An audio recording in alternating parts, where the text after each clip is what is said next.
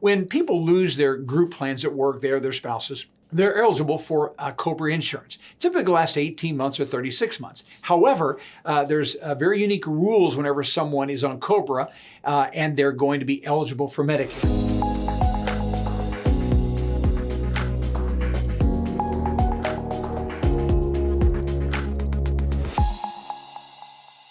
Welcome to Medicare School Daily, where we help you understand Medicare, save money, avoid making mistakes, and above all else, get the most out of your Medicare benefits. Now, today's topic is this one: how to avoid mistakes with COBRA and Medicare. So that's what I'm going to address in this very brief video. And there's only two scenarios when people are on COBRA and they are Medicare eligible. The first scenario is those that have already retired prior to 65. Now they're turning 65 and they're covered by a COBRA insurance plan. What do you do in that particular situation? Well, you must start your Medicare A and B during your initial enrollment period. And the reason for that is because the COBRA insurance prior to 65 is the first and primary payer, and you're second. You may have some co-pays or co-insurance, but COBRA pays first, you pay second. But once you're eligible for Medicare, you have to enroll in Medicare to put them in the first payer position, because once you hit 65, that COBRA plan will only pay second. If you're enrolled in Medicare, it'll pay second to Medicare. If you don't, you become the first payer and COBRA becomes the second payer. And so again, we've got to enroll during our initial enrollment period. Now, it's very important to enroll at the proper time.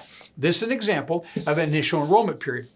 All of us, when we turn 65, have a 7-month window to enroll into Medicare. And when we enroll determines when our coverage begins. And so you want your coverage to begin the month you turn 65 if you're on COBRA. Why? Because you want to put Medicare in the first payer position. So the way you would do that is you would enroll the first 3 months before you turn 65.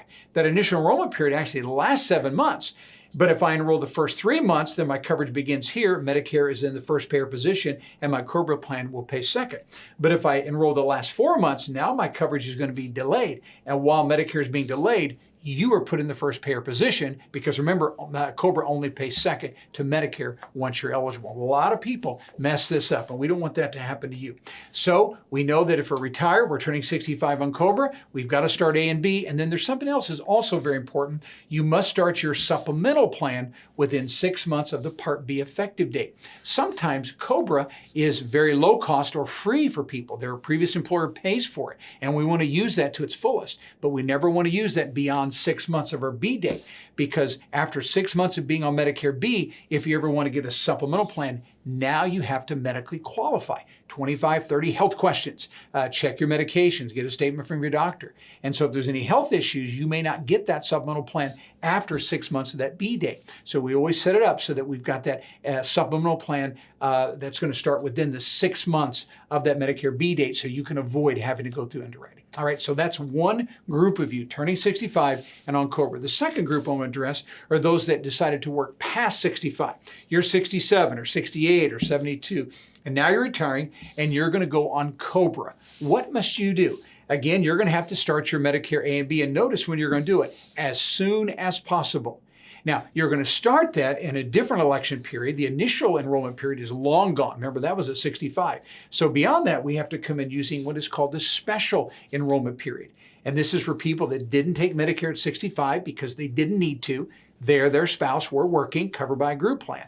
But now they're retiring, and now they're going to go on Medicare using this special enrollment period. There's 2 forms that's a part of the process of this special enrollment period. We have to verify that you've been working and covered by a group plan, you or your spouses, and when that coverage began and when that coverage ends. And so that form is an L564. Your employer fills it out. The second form we have is called the CMS 40B, and that's the form that we tell Medicare when we want to start our Medicare coverage. So the L564 and the CMS 40B together, submitted to the local Social Security office, will start your Medicare coverage on the date that you want to begin. That's called the special enrollment period. And again, we want to do that as quickly as possible. Why? Because when we enroll into Medicare, we're putting Medicare in the first payer position. Now, you may choose to keep that COBRA, but it's only going to be second to Medicare. And if you don't enroll as soon as possible, who's the first payer? you would be the first payer because COBRA will only pay second once you're Medicare eligible. And just like it is when you're turning 65, we have 6 months of our B date to get a supplemental plan.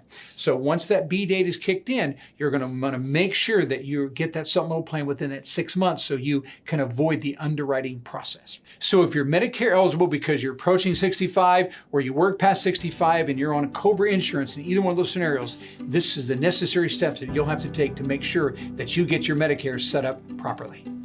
Hey, thanks so much for watching the video, and I do hope that it was helpful.